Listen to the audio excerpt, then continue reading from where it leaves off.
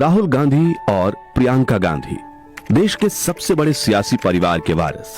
शायद आप भी सोचते होंगे कि इनका बचपन रईसी और शान शौकत में बीता होगा, लेकिन हकीकत इससे बिल्कुल अलग है। इनके बचपन पर अगर आप नजर डालेंगे तो पाएंगे कि इसमें शोहरत से ज्यादा दर्द था और खुशियों से ज्यादा हादसे। सोचिए, जब दूसरे बच्चे स्कूल में दोस्त बनाते खेलते कूदते हैं, तब राहुल और प्रियंका के चारों तरफ बंदूकधारी सुरक्षा तैनात रहती थी। एक ऐसा परिवार जहां जन्मदिन पर उपहारों से ज्यादा मौत के साए मंडराते थे। एक ऐसा बचपन जिनमें उन्हें छोटी सी उम्र में ही अपनों की लाशें देखनी पड़ी। सिर्फ एक दशक में पहले चाचा संजय गांधी की मौत, फिर दादी इंदिरा गांधी की हत्या और आखिर में सिर से पिता राजीव गांधी का साया चला जाना। मौत के डर में हमेशा घर की चार दीवारों में कैद रहना और छोटी सी उम्र में ही देश के सबसे बड़े सियासी परिवार की जिम्मेदारी अपने नाजुक कंधों पर उठाना। आज हम आपको सुनाने जा रहे हैं राहुल और प्रियंका के बचपन की वो कहानियां जिन्हें बहुत कम लोग जानते हैं। जैसा कि कैसा था राहुल प्रियंका का बचपन, दादी इंदिरा गांधी के साथ उनकी खास यादें और पिता राजीव गांधी की बच्चों के वर्तमान और भविष्य की चिंता। साथ ही हम राहुल प्रियंका के बचपन, दादी इंदिरा गांधी के साथ बातचीत और पिता राजीव गांधी की अंतिम यात्रा के दौरान दोनों बच्चों की नाजुक हालात से जुड़ी कुछ दुर्लभ क्लिप्स भी देखेंगे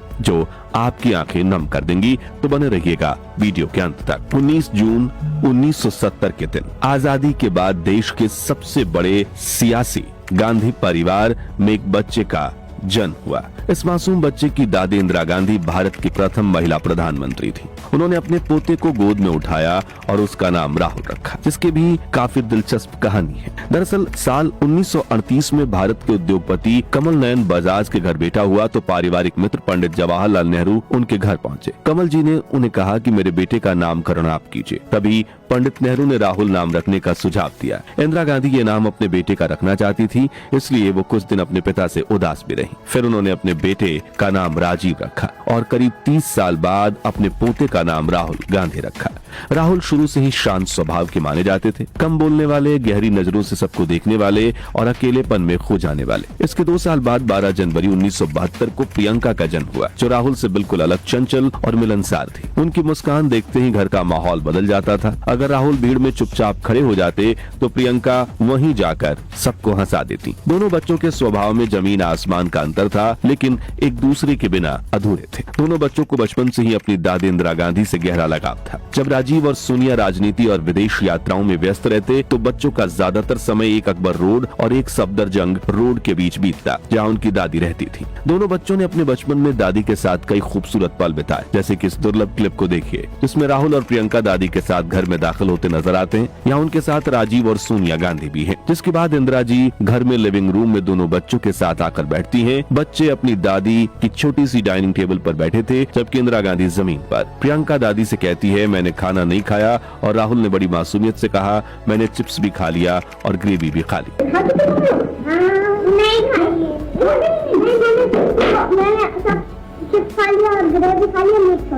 इसके बाद दादी इंदिरा गांधी राहुल प्रियंका को खाने के फायदे के बारे में बताती हैं, जिसे राहुल और प्रियंका बड़े ही ध्यान से सुनते नजर आते हैं। चलिए अब राहुल और प्रियंका के बचपन की कुछ बहुत ही मासूम तस्वीरों को देखते हैं जो दिल छू लेती हैं। यहाँ राहुल दादी और मम्मी के बीच सोफे पर बैठे हैं और छोटी सी प्रियंका अपनी माँ सोनिया की गोद में है। ये दोनों भाई बहन के बचपन की वो मासूमियत भरी तस्वीर है जब ये दोनों नहीं जानते थे कि इनके जीवन में आगे कई मुश्किलें आने वाली। यहाँ छोटे राहुल अपनी दादी के साथ एक सभा में पहुंचे हैं और यहाँ अपने चाचू संजय गांधी, पिता राजीव गांधी और दादी के साथ मासूमियत से फोटो खिंचवा रहे हैं। ये दोनों बच्चे अपनी दादी के साथ बगीचे में खेल रहे हैं। ये दोनों ही देश की सबसे ताकतवर महिला के साथ खींची गई इनकी तस्वीर है। इस तस्वीर में राहुल और प्रियंका के साथ जो तीसरा बच्चा है वो उनका भाई वरुण गांधी, जो संजय गांधी का बेटा है। आज वरुण भी राहुल और प्रियंका की तरह ही राजनीति में है, लेकिन वो भारतीय जनता पार्टी के सदस्य हैं। बचपन से ही प्रियंका थोड़ी शरारती थी। वो दादी के कमरे में जाते ही उनसे ढेरों सवाल करती और इंदिरा गांधी को अपनी पोती से बातें करना बहुत पसंद था। जब भी इंदिरा गांधी को अपने व्यस्त जीवन से फुर्सत मिलती तो वो अपने पोते पोती के साथ कुछ दिन घूमने चली जाती, ज्यादातर शिमला यानी नॉर्थ इंडिया में। यहाँ प्रियंका अपनी दादी के साथ खेल रही हैं और यहाँ राहुल उन्हें चाय पिला रहे हैं। इस तस्वीर में राहुल अपनी दादी और नन्ही बहन प्रियंका के साथ मुस्कुराते हुए खेल रहे हैं। ये तस्वीर 27 मई 1980 की है, जब इंदिरा गांधी राहुल और प्रियंका को उनके परदादा पंडित नेहरू के समाधि स्थल पर ले गई थी। बचपन में राहुल और प्रियंका का खूब लाड प्यार था, लेकिन जब राहुल महज 10 और प्रियंका महज 8 साल की थी, तब एक हवाई दुर्घटना में उनके चाचा संजय गांधी की दुखद मौत हो गई। जिससे इंदिरा गांधी पूरी तरह से टूट चुकी थी और उन्हें दुखी देखकर राहुल और प्रियंका की आंखों में आंसू आ जाते थे। लेकिन ये तो बस एक झलक थी। राहुल के जीवन का कठिन दौर तो तब शुरू होने वाला था। साल था 1984।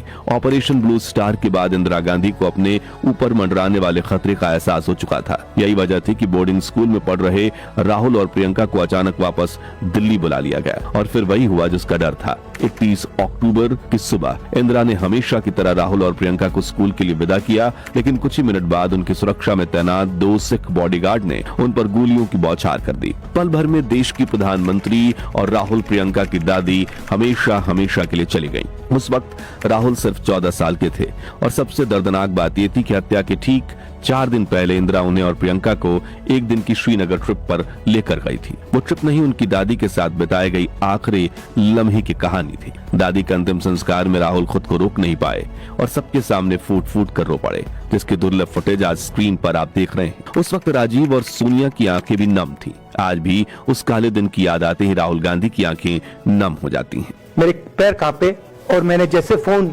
अपने कान पे लगाया तो मेरे माँ के साथ एक औरत काम करती है, वो चिल्ला रही थी, राहुल दादी को गोली मार दी, दादी को गोली मार दी, दादी को गोली मार दी। 14 साल का था।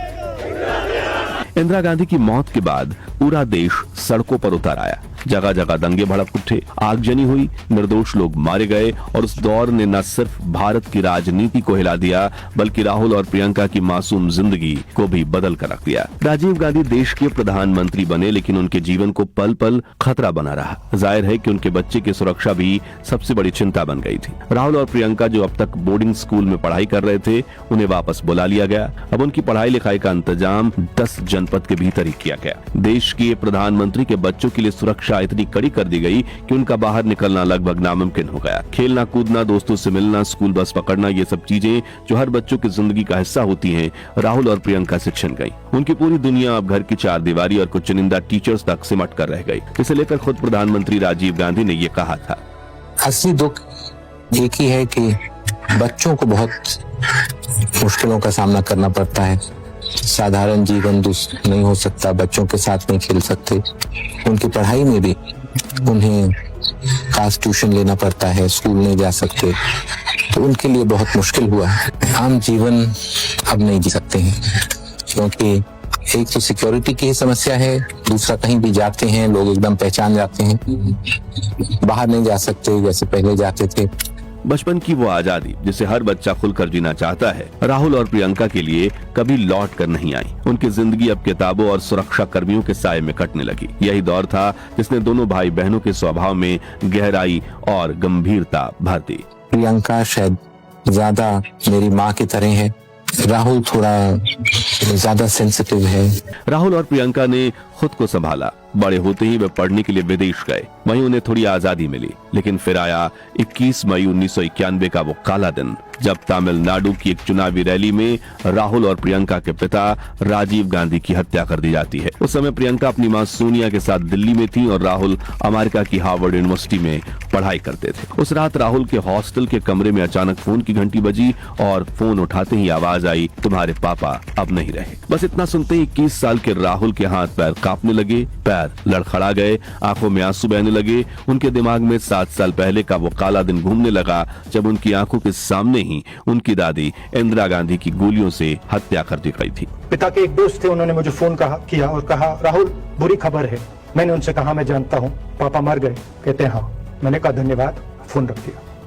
वापस आने के वक्त विमान में राहुल बिल्कुल चुप रहे। उनकी आंखों के सामने पहले चाचा संजय गांधी, फिर दादी इंदिरा गांधी और अब पिता राजीव गांधी की झलक दिख रही थी। इस युवक ने सिर्फ एक दशक में उन तीनों को खो दिया था, जिन्हें वो खुद से भी ज्यादा प्यार करता था। जैसे तैसे खुद को संभालते हुए राहुल दिल्ली पहुंचे। तभी एयरपोर्ट पर उन्हें लेने बहन प्रियंका गांधी और अमिताभ बच्चन पहुंचे थे। जिन्हें राहुल और प्रियंका मामू कहते थे। इस दुर्लभ फुटेज में आप देख सकते हैं कि कैसे राहुल बाहर आए तो प्रियंका दौड़कर उनसे लिपट गईं। दोनों भाई बहन की आंखों में आंसू थे, लेकिन दोनों ने खुद को संभाला और राहुल उन सभी अपनों से गले मिले जो उनके पिता की मौत से सदमे में थे। ये वो दौर था जब बोफोर्स घोटाले का इल्जाम लगाने की वजह से अमिताभ बच्चन और राजीव गांधी एक दूसरे से खफा थे। राजनीति के जयवीरू कहे जाने वाले अमिताभ और राजीव की दोस्ती में पिछले कुछ सालों से दरार आ चुकी थी, लेकिन बचपन के दोस्त की हत्या की खबर सुनकर अमिताभ सारे गिले शिकवे भुलाकर राहुल गांधी के घर पहुंचे थे और एयरपोर्ट आकर उन्होंने ही दोनों बच्चों को सहारा दिया। वो उन्हें गाड़ी में बिठाकर 10 जनपथ हाउस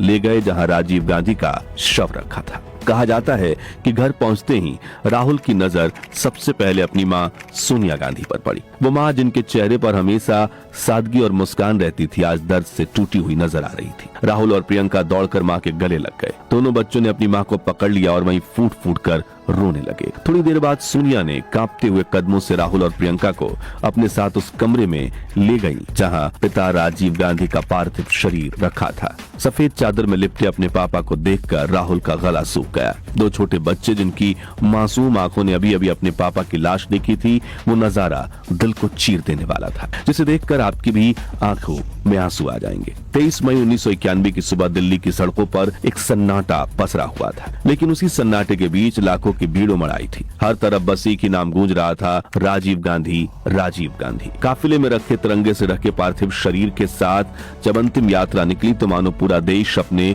बेटे को विदा करने के लिए उमड़ा था। फूलों से लदी हुई सेना की ट्रक में राजीव गांधी का शव था। पीछे चल रही गाड़ी में 19 साल की प्रियंका और 21 साल के राहुल अपनी मां सोनिया गांधी के साथ इस दुखद पल का अनुभव करते हुए रो रहे थे। तभी राहुल बोले, मुझे गाड़ी से नीचे उतरना है। लेकिन उस वक्त गांधी परिवार की जान को खतरा था, इसलिए सोनिया गांधी ने राहुल को गाड़ी से उतरने के लिए ना कहा। तभी राहुल ने जिद की और गाड़ी से उतरकर सेना की ट्रक के पीछे खड़े होकर चलने लगे। इस वाक्य का जिक्र करते हुए प्रियंका कहती हैं, राहुल गाड़ी से उतरा, उस सेना की ट्रक के पीछे खड़ा होके चलने लगा और तीन मूर्ति से लेके कड़ी धूप में अपने पिता के जनाजे के पीछे पीछे पैदल चलते चलते चलते चलते यहाँ पहुँचा। इस जगह से कुछ 400-500 गज दूर यहाँ पर मेरे शहीद पिता के अंतिम संस्कार मेरे भाई ने किए। नई दिल्ली के राजघाट में जब राजीव गांधी की अंतिम यात्रा पहुंची तब अमिताभ बच्चन राहुल गांधी के साथ वहां उपस्थित रहे। फिर राहुल गांधी ने अपने पिता की चिता को अग्नि दी, जिसके बाद राहुल और प्रियंका गांधी ने इलाहाबाद जाकर गंगा घाट में अपने पिता की अस्थियों का विसर्जन किया। इस दौरान राहुल गांधी को राजनीति में कदम रखने का ख्याल आया था, जिसे लेकर उन्होंने एक इंटरव्यू में कहा था, मैंने फैसला ले लिया है। जब मैं अपने पिता की अस्थियों के साथ ट्रेन से इलाहाबाद गया, संयोग से जैसे ही हमने यूपी में प्रवेश किया, मैंने देखा बाहर हजारों लोग हमारे साथ दौड़ रहे हैं। उनके चेहरे पर दुख और नुकसान के भाव थे। तब मुझे लगा कि अपने पिता के पुत्र के रूप में मेरी भी कुछ जिम्मेदारियां हैं। हालांकि पहले इंदिरा गांधी और फिर राजीव गांधी को खो चुकी सोनिया गांधी ने राहुल को पढ़ाई पूरी करने के लिए फिर अमेरिका भेज दिया ताकि वो उन्हें राजनीति से दूर रख सकें। लेकिन समय के साथ राहुल और प्रियंका भी सियासी मैदान में उतर ही आए। तो दोस्तों, देश के सबसे बड़े सियासी परिवार के वारिस होने के बावजूद राहुल गांधी और प्रियंका गांधी का बचपन दर्द, खौफ और अपनों को खोने की त्रासदी से भरा रहा। अब आप हमें कमेंट करके बताइए, इतनी छोटी उम्र में ये सब सहना कितना कठिन होगा। उम्मीद है आपको ये जानकारी पसंद आई होगी। अगर हाँ, तो इसे लाइक और शेयर करके